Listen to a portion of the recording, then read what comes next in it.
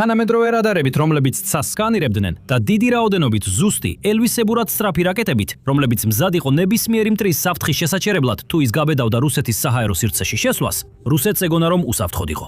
ის ცდებოდა. წლების მძიმე შრომისა და კონცენტრირებული ძალისხმევის შემდეგ უკრაინამ კრემლის საჰაერო თავდაცვის ქსელი გაანადგურა. მისმა მიზანმიმართულმა შეტევებმა გახსნა ხრელები და კორიდორები დრონებისა და რაკეტებისთვის, რათა ისინი თავისუფლად გაფრენილიყვნენ და რუსეთის ობიექტებსა და ინფრასტრუქტურას თავდაცვის ფარი მოშალა. ადრე ძლიერად დაცული ობიექტები ეხლა დაუცველი და ღიაა. მთელი ქვეყნის მასშტაბით მდებარეობები კი უკრაინული იარაღით იფეთქება და ცეცხლშია გახვეული.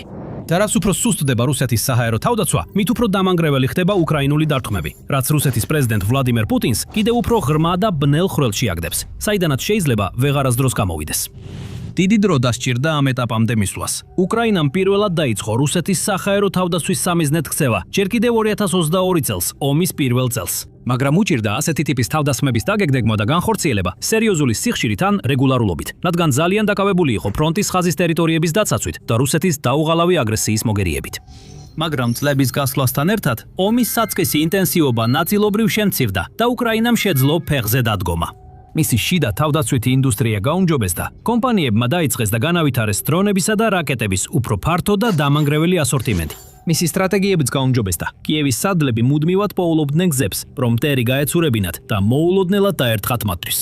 და ასე, წლების განმავლობაში, ნელ-ნელა, მაგრამ აუცილებლად, დაიწყო ცნობების გამოჩენა სულ უფრო და უფრო მეტ თავდასხმაზე რუსეთის საჰაერო თავდაცვის ობიექტებზე, როგორიცაა რადარ სისტემები და რაკეტების გაშვების პლატფორმები, რომელთა ღირებულება ზოგჯერ მილიონებს, ან თუნდაც მილიარდებს აღწევდა. თავდაპირველად ეს თავდასხმები მნიშვნელოვანი და ზემოქმედებითი იყო, მაგრამ გრძელვადიან პერსპექტივაში დიდად მნიშვნელოვანი არ იყო, რადგან რუსეთს საჰაერო თავდაცვის საკმარისი მარაგი ჰქონდა და მარტივად შეეძლო დაენაცვლებინა დაკარგული ან დაზიანებული სისტემები სხვა საშუალებებით. მაგრამ დროის გასვლასთან ერთად და დანაკარგების დაგროვების შედეგად რუსეთის მარაგები შემცირდა და მის მეთაურებს სულ უფრო რთული ამოცანების გადაჭრა მოუწიათ, რადგან ქვეყნის უზარმაზარ ტერიტორიაზე უფრო მეტი ბრმაწერტილი და თავდაცვითი ხარვეზი გაჩნდა. ამასობაში უკრაინამ გააგრძელა ინტენსივობის გაზრდა და ყოველწლიურად უფრო მეტი რაოდენობის თავდასხმები განახორციელა. მაგალითად, 2025 წელი უკრაინისთვის რეკორდული იყო რუსეთის საჰაერო თავდაცვის სისტემების დაზიანებისა და განადგურების თვალსაზრისით. ძირითადად, შორმანძილზე მოქმედი დრონების გამოყენებით, უკრაინის შეიარაღებულმა ძალებმა შეძლეს მტრის რესურსებისთვის დაახლოებით 4 მილიარდი დოლარის ზიანის მიყენება. მათ გაანადგურეს ისეთი ობიექტები, როგორიცაა ლოგისტიკური კვანძები, რადარის სისტემები და საჰაერო თავდაცვის ბატარეები. არა მხოლოდ ფრონტის ხაზთან და ოკუპირებულ ტერიტორიებზე, არამედ რუსეთის შიგნით, ასობით მილით დაშორებულ რეგიონებშიც, აქტიური საბრძოლო ზონიდან. უკრაინის უსაფრთხოების სამსახურმა 2026 წლის დასაწყისში გამოქვეყნებულ განცხადებაში ამ თავდასხმების შედეგები შეაჯამა და დაწერა.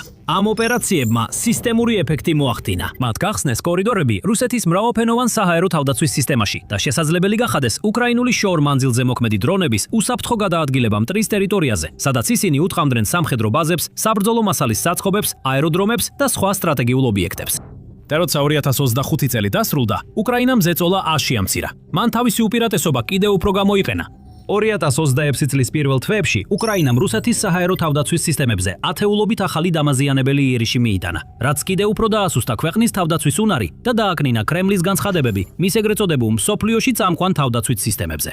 მაგალითად, იანვარში რუსეთის S-300V საჰაერო თავდაცვის სისტემის შემადგენელი 9S-32 M1 რადარი განადგურდა. იანვარში უკრაინულმა ძალებმა რუსეთის ასტრახანის რეგიონში მდებარე კაპუსტინიარის სახელმწიფო ცენტრალურ მრავალსერვისულ სარაკეტო საცდელ პოლიგონზე იერიში მიიტანეს, სადაც ობიექტის დაზიანება დადასტურდა, სადაც ბალისტიკური რაკეტები იკრიბებოდა, მომსახურებოდა და იტესტებოდა. მარტში უკრაინამ კიდევ უფრო წარმატებული დარტყმები აღნიშნა საჰაერო თავდაცვის საშუალებებზე, როგორიცაა რუსეთის S-400 ტრიუმფის მობილური გამშვები და Buk M3 საჰაერო თავდაცვის სისტემა. ეს მხოლოდ რამდენიმე მაგალითია, ხოლო ჩანაწერების მიხედვით, უკრაინამ მხოლოდ 2026 წლის პირველ კვარტალში 40-ზე მეტი დადასტურებული დარტყმა განახორციელა. ამაში შედიოდა 25 დარტყმა რადარის სისტემებზე და კიდევ 19 გამშვებ პლატფორმებზე. ან უფრო ზუსტად რო ვთქვათ, სრული სია ყველა იმ გამშვები პლატფორმისა, რომელსაც უკრაინა ამ პერიოდში დაესხა თავს და გაანადგურა, ღია წყაროების დაზვერვის ანალიტიკოს კლემენტ მოლენის მიხედვით. 6 Buk-ის სისტემა, მათ შორის როგორც გამშვები, ასევე სატრანსპორტო დამტვირთავი მანქანები, Buk M1, M2 და M3 ვარიანტებიდან. 5 ტორის სისტემა, მათ შორის როგორც Tor M1-ის, ასევე M2-ის ვერსიები, პლუს იშვიათი არქტიკული Tor M2DT, რომელიც სპეციალურად იყო შექმნილი უკიდურესად დაბალი ტემპერატურების გასაძლებად და არქტიკულ პირობებში სამუშაოდ. 5 მოკლე რადიუსის ქვემეხისა და რაკეტების პანცილის სისტემა, მათ შორის როგორც S1, ასევე SIE ვარიანტები. ამ სისტემებიდან ერთი გაანადგურა მძიმე ტიპის უკრაინულმა FP2 დრონმა, რომელსაც 220 ფუნტიანი, ანუ 100 კილოგრამიანი საბრძოლო ქობინი ჰქონდა. ასევე აღსანიშნავია, რომ უკრაინის მიერ განადგურებული პანცილებიდან ერთ-ერთი უნიკალური მოდელი იყო, რომელიც აქამდე ბრძოლაში არასდროს გამოჩენილა და ბელარუსულ MZK-T 7930 შასიზე იყო დამონტაჟებული. ასევე განადგურდა 2 OSAS სისტემა. თითოეული მათგანი $10 მილიონ მეტი აღირებული, მაგრამ ისინი გაანადგურა უკრაინის არსენალში არსებული ყველაზე იაფფასიანმა დრონებმა, რაც კიდევ ერთხელ გვახსენებს, რამდენად ეფექტურია კიევის დრონები ხარჯების მხრივ.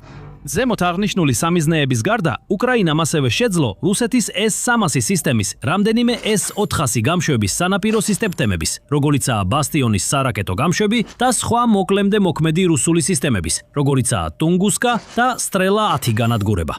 თითოეული ამ სისტემის ცალკე აღებით შეიძლება არც ისე მნიშვნელოვანი ჩანდეს. რუსი მეთაურები მაგალითად აუცილებლად არ იქნებოდნენ ძალიან შეშფოთებულები, თუ აქა-იქ რომელიმე გამშვებ პლატფორმას დაკარგავდნენ. მაგრამ როდესაც ათეულობით მათგანი ასე რეგულარულად ხდება სამიზნე და ნადგურდება, ეს სერიოზულ პრობლემად იქცევა, რომელსაც კრემლი უბრალოდ ვერ უგულებელყოფს, როგორც საჰაერო თავდაცვის ექსპერტი თომას ნაგი აღნიშნავს. თუ საკმარისი რაოდენობის ტაქტიკურ წარმატებებს დააგროვებ, ეს უკვე ოპერატიულ დონეზე ძალიან მნიშვნელოვან ფაქტორად იქცევა. და ეს მხოლოდ გაშვების პლატფორმებს ეხება. მოლინმა და სხვა ღია წყაროების სადაზვერო ანალიტიკოსებმა ასევე იპოვეს მტკიცებულებები 2026 წლის პირველ თვეებში 25 სხვადასხვა რადარის განადგურების შესახებ, მათ შორის 92 N6-ია და 92 N6-E თვალთვალის რადარების, რომლებიც ფაქტობრივად S-400-ის საჰაერო თავდაცვის სისტემის თვალებად ითვლება.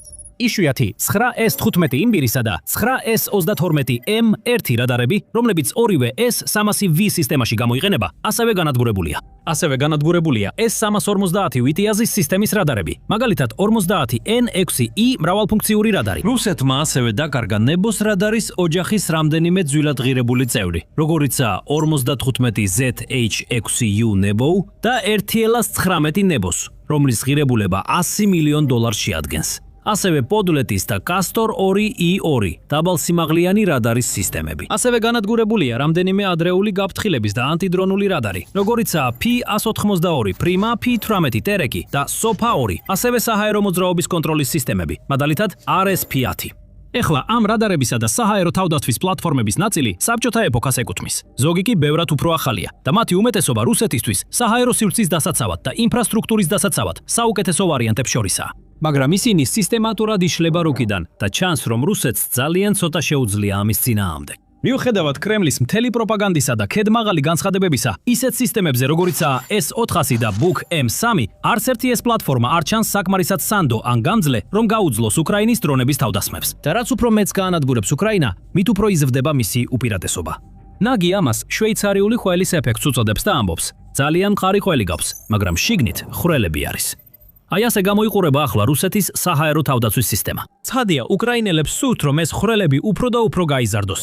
ამის საილუსტრაციოდ, როდესაც უკრაინა ანადგურებს რამდენიმე სისტემას, მაგალითად Tor M2-ის, ეს ქმნის ფიზიკურ სიცარიელეს რუსეთის საჰაერო თავდაცვის ქსელში, რომლის დიამეტრი შეიძლება იყოს 30-დან 60 მილამდე, ანუ 50-დან 100 კილომეტრამდე. ეს არის უზარმაზარი ტერიტორია, რომელიც მოულოდნელად დაუცველი რჩება, რაც საშუალებას აძლევს ასობით უკრაინულ, საშუალო და გრძელდისტანციურ დარტყმით დრონს გაიაროს და შეაღწიოს მტრის საჰაერო სივრცეში. პრაქტიკულად ნულოვანი ვისკით, რომ ისინი აღმოაჩენენ ან ჩამოაგდებენ. კიდევ ერთხელ, 1-2 სიცარიელე აქ და იქ დიდი პრობლემა არ იქნებოდა, თუ საჰაერო თავდაცვის დანარჩენი ქსელი ძლიერი დარჩებოდა. მაგრამ როგორც სტატისტიკა აჩვენებს, ეს მხოლოდ 1 ან 2 სიცარიელე არ არის. უკრაინა ყოველ თვეში ათეულობით ხვრელს აჩენს რუსულ ქსელში და თუ ამ ტემპს შეინარჩუნებს ან კიდევ უფრო დააჩქარებს, შედეგები დამანგრეველი იქნება, როგორც ნაგი აღნიშნავს. თუ უკრაინელებს მართლაც შეუძლიათ ყოველ თვეში 40 სისტემაზე დარტყმა და სერიოზული დაზიანება, ეს ძალიან დიდია. რუსებს ამ პრობლემის გვერდისავლა არ შეუძლიათ, რადგან ეს უკვე წელიწადში 500 სისტემაა და ეს მასშტაბურია. არც ერთ ქვეყანას არ შეუძლია ამას გაუმკლავდეს. და რუსეთი უკვე საოცრად რთულად უმკლავდება ამას. იძულებულია სასოწარკვეთილი ზომები მიიღოს თავისი თავდაცვის ხარვეზების დასაფარად. მაგრამ მცირე შენიშვნა. თუ ასეთი ანალიზი გსურთ უფრო ხშირად, დარწმუნდით, რომ გამოწერილი გაქვთ The Military Show. ჩვენ ყოველ კვირას ასე ვაშლით ყველაფერს დეტალურად. ეხლა ომის დასაწყისში თუ რუსეთი ჰაერსაწინააღმდეგო თავდაცვის სისტემას დაკარგავდა, ეს დიდი პრობლემა არ იყო. მარაკში კიდევ ბევრი სისტემა ჰქონდათ, რომლითაც დაზიანებულებს ცვლიდნენ. დღეს კი სიტუაცია სრულიად განსხვავებულია. როდესაც რესურსები სულ უფრო და უფრო მცირდება, კრემლს აღარ შეუძლია ყველა იმ ტერიტორიის დაცვა, რომლის დაცვაც სურს და იძულებულია პრიორიტეტი მიანიჭოს ყველაზე მნიშვნელოვან ადგილებს, ხოლო თავდაცვითი რესურსების გადაადგილებისას ზოგიერთი ტერიტორია შესწილოს. ქვეყანა უკრაინის თავდასხმების შედეგად ისეთი ძლიერი ზეწოლის ქვეშ აღმოჩნდა, რომ არსებობს ცნობები, რომ რუსეთმა ფინეთთან, ნატოს წევრ ქვეყანასთან საზღვრიდან რამდენიმე ქასთა 2-2 დაბალსიმაღლიანი რადარის სისტემა გაიყვანა, რათა უკრაინის ფრონტის ხაზთან არსებული ხარვეზები შეევსო. მაშინაც კი რუსი ოფიციალური პირები იძულებულნი გახდნენ ეღიარებინათ, რომ ქვეყნის საჰაერო თავდაცვა აღარ არის საკმარისი მთელი ქვეყნის დასაცავად. სახელმწიფო დუმის დეპუტატმა ანდრეი გურილიოვმა ამის შესახებ განაცხადა. რუსეთს არ შეუძლია უწყვეტი დამცავი ფარის შენჩამიფარის შენარჩუნება, არამედ უნდა გადაანაწილოს თავისი შეზღუდული რესურსები ყველაზე დიდ ქალაქებსა და კრიტიკულად მნიშვნელოვან ინფრასტრუქტურაზე დასაცავად. ეს ნიშნავს, რომ გარკვეული ტერიტორიები ახლა სრულიად დაუცველია და უკრაინა მზად არის სრულად გამოიყენოს ეს შესაძლებლობა. ის ემზადება თავისი საჰაერო შესაძლებლობების მნიშვნელოვანი განახლებისთვის. მაგალითად, საფრანგეთიდან მე-4++ თაობის მირაჟ 2005 ტიპის გამანადგურებელი თვითფრინავების მიღებისთვის. საუკეთესო ავიონიკის ტექნოლოგიით აღჭურვილი ეს თვითფრინავები ამაყობენ 98%-იანი წარმატების მაჩვენებლით რუსეთის ფრთოსანი რაკეტებისა და შახიდის ტიპის თავდასხმითი დრონების ჩამოგდებისას. ისინი ასევე შეუძლიათ მტრის რესურსებისთვის სერიოზული ზიანის მიყენება, მათი ბორცვზე არსებული AASM Hammer-ის მართვადი ბომბების ან Storm Shadow-ის რაკეტების დახმარებით. მოლოდინია, რომ უკრაინის საჰაერო ძალები მალე შვედეთის JAS 29 გრიფენის ზებგერითი მრავალფუნქციური გამანადგურებელი თვითფრინავებსაც დაინტეგრირებენ. განსაკუთრებით მოქნილი გამანადგურებელია გრიფენ, რომელსაც შეუძლია აფრენა მხოლოდ მოკლე ასაფრენი ბილიკიდან და შესაძლებელია მისი სათვავით შევსება და შეიარაღება რეისებს შორის სულ რაღაც 15 წუთში, რის შემდეგაც მზად არის კვლავ აფრენისთვის და რამდენიმე ოპერაციის შესრულებისთვის მინიმალური დაყოვნებით. რაც შეეხება შეტევით შესაძლებლობებს, გრიფენს შეუძლია ატაროს მეტეორის ტიპის რაკეტები, რომელთა მაქსიმალური სიშორე 125 მილი, ანუ 200 კილომეტრია. რაც ძალიან სასარგებლო იქნება რუსეთის თვითფრინავების ფრონტის ხაზიდან უკან დახევისთვის და მომავალში უკრაინის სიღრმისეულ დარტყმებზე მეტი გზის გასახსნელად. რაც უფრო მეტ ზიანს მიაკენებს უკრაინა დღეს რუსეთის საჰაერო თავდაცვას, მით უფრო ეფექტური იქნება ასეთი ტიპის თვითფრინავები ხვალ. მაგრამ უკრაინა არ ელოდება. უკვე იყენებს არსენალში არსებულ იარაღს მტრიდრის საჰაერო თავდაცვის ქსელის სისუსტეებით სარგებლობისთვის და ამ პროცესში სერიოზული ზიანის მისაყენებლად. 2026 წლის პირველი კვარტალის განმავლობაში დადასტურებული იყო მრავალი გამანადგურებელი დარტყმა რუსეთის სამხედრო ქარხნებზე, ბაზებზე და საბრძოლო მასალის საწყობებზე. მაგალითად, იანვარში უკრაინამ დაარტყა რუსეთის ერთ-ერთ ყველაზე დიდ საბრძოლო მასალის საწყობს, რომელიც უკრაინის საზღვრიდან 550 მილის, ანუ 900 კილომეტრის დაშორებით კოსტრომის რეგიონში მდებარეობს. იქ, ნეიას ქალაქთან ახლოს, უკრაინულმა დრონებმა დააზიანეს მე-100 გრაუს არსენალი, ხოლო სატელიტური სურათები აჩვენებდა მრავალ აქტიურ ხანძარსა და აფეთქების კვალს მომდევნო საათებსა და დღეებში. ამ ობიექტს შეუძლია 150,000 ტონას საბრძოლო მასალის შენახვა და სავარაუდოა, რომ თავდასხმის შედეგად 1000-ობით ტონა განადგურდა. თებერვალში უკრაინამ კვლავ მიიტანა დარტყმა, ამჯერად ვოტკინსკის ქარხანაზე. გახსნილი საჰაერო დერეფნების მაქსიმალურად გამოყენებით, რომლებიც 800 მილი, ანუ 1300 კილომეტრის სიღრმეში გადის რუსეთში, უკრაინულმა შორ-მანძილზე მოქმედმა ფლამინგო რაკეტებმა დაარტყეს ამ ბალისტიკური რაკეტების ქარხანას, რომელიც კრემლის არსენალში არსებული ყველაზე სწრაფი და ძლიერი იარაღების წარმოებაზეა პასუხისმგებელი, როგორიცაა ახალი ჰიპერბგერითი ორეშნიკის რაკეტები და წყალქვეშა გაშვების RSM-46 ბულავა რაკეტები. მარტში რუსეთმა კიდევ ერთხელ იგრძნო უკრაინის ცეცხლსასროლი ძალის სრული სიმძლავრე. ამჯერად სამიზნე იყო კრემნიელის მიკროელექტრონიკის ქარხანა, რომელიც რუსეთის ბრიანსკის რეგიონში მდებარეობს. ქარხანას 7 Storm Shadow-ს რაკეტა მოხდა. ეს ერთ-ერთი ყველაზე დიდი და მნიშვნელოვანი საწარმოა ჩიპების წარმოებისთვის, რომლებიც საჭიროა როგორც ისკანდერის რაკეტებისთვის, ასევე ზოგიერთი S-400-ის საჰაერო თავდაცვის სისტემისთვისაც. ამგვარად, ამ თავდასხმამ ერთდროულად სერიოზული დარტყმა მიაყენა რუსეთის როგორც შეტევით, ასევე თავდაცვით შესაძლებლობებს. ეს მხოლოდ რამდენიმე მაგალითია.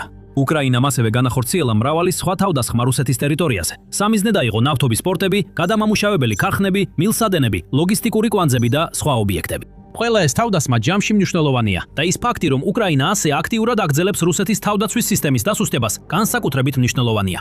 ყოველ ჯერზე, როცა უკრაინა ანადგურებს საბრძოლო მარაგს, ან აიძულებს რაკეტების საწარმო ქარხანას შეწყვიტოს მუშაობა, ის ამცირებს კრემლის შესაძლებლობებს დაიცვას თავი. ამასობაში რადარებისა და გაშვების პლატფორმების განადგურება კიდევ უფრო მეტხრელს დერეფანსა და გზას ხსნის დრონებისთვის, ფლამინგო რაკეტებისთვის და სხვა გამანადგურებელი საჰაერო იარაღისთვის, რათა ისინი თავისუფლად გადაადგილდნენ, რაც რუსეთს კუთხეში აქცევს და გამოსავალს არ უტოლებს.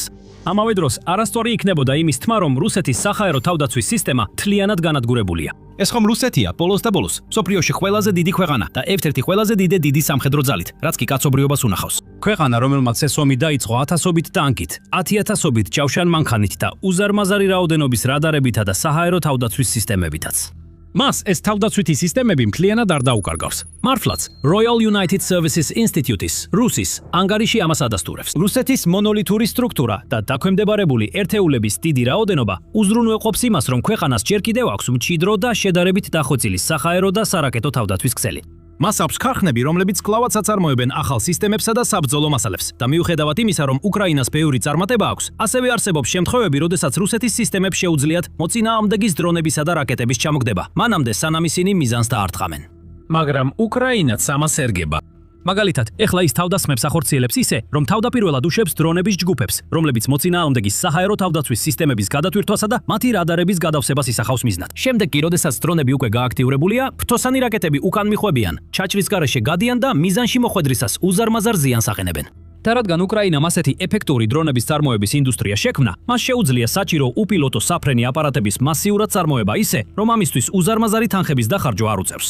გარდა ამისა, მიუხედავად იმისა, რომ რუსეთის საჰაერო თავდაცვის სისტემა ჯერ კიდევ გარკვეულ ძალას ინარჩუნებს, ის უდავოდ სუსტდება და ეს მხოლოდ უკრაინის დარტყმების გამო კი არა, არამედ სანქციების გამოც ხდება. იგივე რუსიის ანგარიში აღნიშნავს, რომ რუსეთი ძლიერ არის დამოკიდებული დასავლურ კომპონენტებზე, მაგალითად, ამერიკული კომპანიის Rogers Corporation-ის ბეჭდური მიკროსქემის დაფებზე, რათა შექმნას თავისი ყველაზე მნიშვნელოვანი საჰაერო თავდაცვის აღჭურვილობა, როგორიცაა სკანირებული ანტენის რადარები, რომლებიც S-500 სისტემებში გამოიყენება. რუსი ინჟინრები ასევე იყენებენ დასავლურ საპროექტო პროგრამებს, როგორიცაა Altium Designer და ANSYS, როდესაც თავდაცვით სისტემებს ავითარებენ და სიმულაციას ატარებენ. დასავლეთის მიერ რუსეთისთვის დაწესებული სანქციები მოსკოვს ურთულებს ამ კომპონენტების შეძენასა და ამ პროგრამულ უზრუნველყოფაზე წვდომას. რაც უფრო მეტი დრო გადის, ეს პროცესი კიდევ უფრო გართულდება და შეიძლება ისეთი ეტაპიც დადგეს, როდესაც რუსული თავდაცვის კომპანიები ვეღარ შეძლებენ ფუნქციონირებას ისე როგორც ადრე. წარმოების დონე მკვეთრად დაეცემა და ქარხნებიდან ნაკლები რაკეტა, რადარი და თავდაცვითი პლატფორმა გამოვა. ამასობაში უკრაინა სრულიად მზად, უნარიანი და მონდომებულია, რომ მაქსიმალურად გამოიყენოს თავისი უპირატესობა და რუსებს არც ერთი წამით არ მისცეს მოსვენების საშუალება. ისინი მუდმივად ზრდიან წნეხს. და თუ უკრაინა შეძლებს ამ ტემპის შენარჩუნებას, ან კიდევ უფრო გაახშირებს თავდასხმებს მტრის სავასპრის საჰაერო თავდაცვის სისტემებზე, რუსეთი ვერანაირად ვერ შეძლებს ამ ტემპის შენარჩუნებას. გრძელვადიან პერსპექტივაში ეს ნიშნავს, რომ უკრაინას შეძლებს ომი რუსეთში გადაიტანოს, სადაც ყველაზე მეტად ქვეყნის თავდაცვის კონტრაქტორები დაზარალდებიან. და ჩვეულებრივი რუსი ხალხიც იგრძნობს ეწოლას, როცა დრონები და რაკეტები თავიანთ თავზე ცაში დაფრინავენ და ეტაპობრივად გაანადგურებენ ქვეყნის სამხედრო და ნავთობის ინფრასტრუქტურას. და როცა მათ ყველაზე ძვირფას ობიექტებსა და ადგილებს დასაცავად ნაკლები თავდაცვა ექნებათ, კრემლის მეთაურებს მოუწევთ არჩევანის გაკეთება, რომელი ადგილები დაიცვან და რომელი უბრალოდ მიატოვონ. ეხლა შეგიძლიათ მეტი გაიგოთ, როგორ იტანჯება რუსეთი ამ ვიდეოში, რომელიც აჩვენებს, როგორ გაანადგურა უკრაინის ბოლო შეტევებმა ქრეხნის ნავთობის ინდუსტრია და ერთ კვირაში გააქრო პუტინის 10 წლეულების ძალისხმევა. ან ნახეთ ეს ვიდეო, რომ იხილოთ რუსი ჯარისკაცის ცხოვრების მძიმე რეალობა. აქ განიხილება, როგორ ექცევიან კრემლის ჯარისკაცებს ხშირად სასტიკად. საკუთარი მეთაურები ან აგზავნიან მათ თვითმკვლელ თავდასხმებზე საჭირო მომზადების, აღჭურვილობისა და ჯავშნის გარეშე, რაც მათ გადარჩენისთვის სჭირდებათ. და ბოლოს, არ დაგავიწყდეთ, გამოიწეროთ გეროთ The Military Shows, რომ ნახოთ მეტი მსგავსი ვიდეო.